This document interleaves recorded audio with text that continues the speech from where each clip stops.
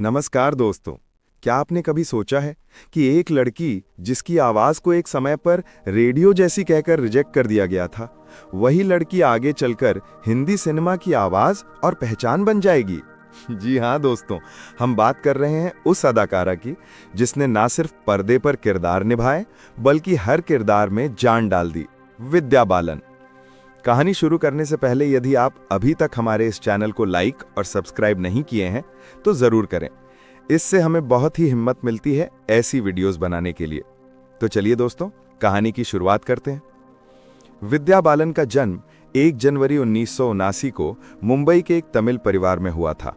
उनके पिता PR बालन, जो कि ET नाउ चैनल के वाइस प्रेसिडेंट थे, और मां सरस्वती बालन एक गृहिणी थी। छोटी सी विद्या को बचपन से ही अभिनय का जुनून था। स्कूल की हर नाटक प्रतियोगिता में वो सबसे आगे रहती।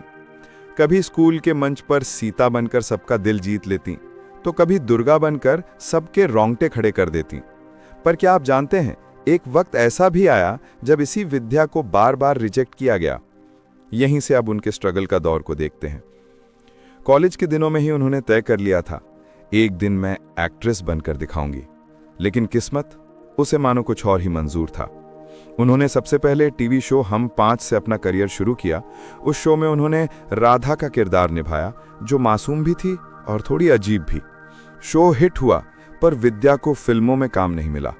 कहा गया, तुम्हारा चेहरा टीवी जैसा है, फिल्मों जैसा नहीं।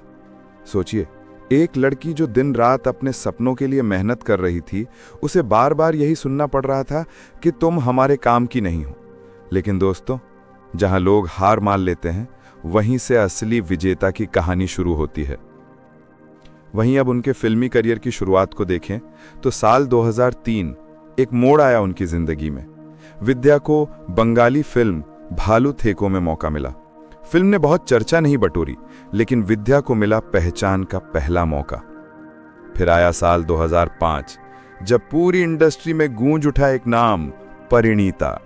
इस फिल्म में विद्या ने एक बंगाली लड़की ललिता का किरदार निभाया।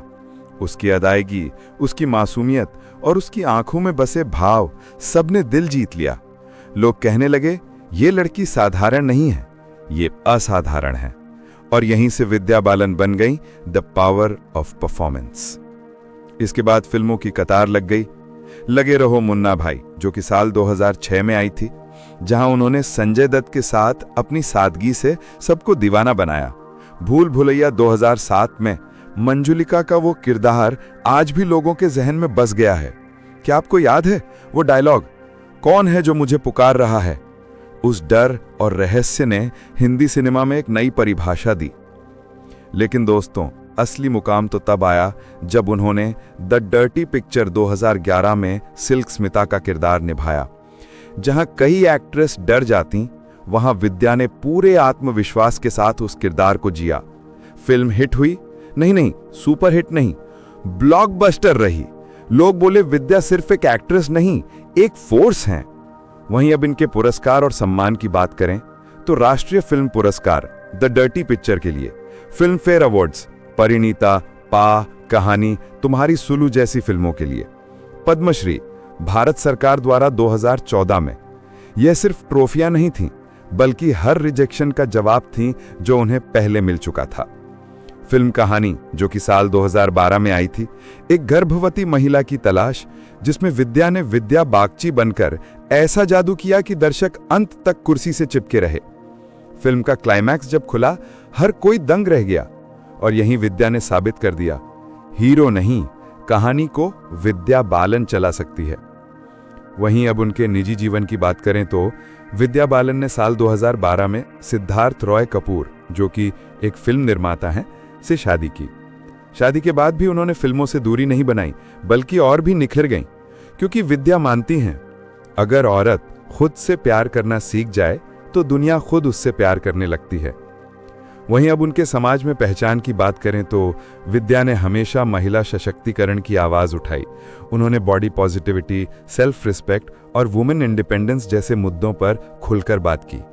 वो कहती हैं, हीरोइन बनना आसान नहीं, लेकिन इंसान बनकर रहना सबसे बड़ी जीत है। दोस्तों, विद्या बालन की कहानी हमें ये सिखाती है कि अगर तुम्हारे पास हुनर है तो वक्त चाहे जितना भी लगे, दुनिया तुम्हें पहचानने पर मजबूर हो जाएगी। वो हर उस लड़की की प्रेरणा है जिसे कभी कहा गया तू नहीं कर सकती, क्योंकि विद्या ने साबित कर दिया, ना सिर्फ मैं कर सकती हूं बल्कि मैं कर दिखाऊंगी। तो दोस्तों, बताइए आपका फेवरेट विद्या बालन मूवी कौन सा है?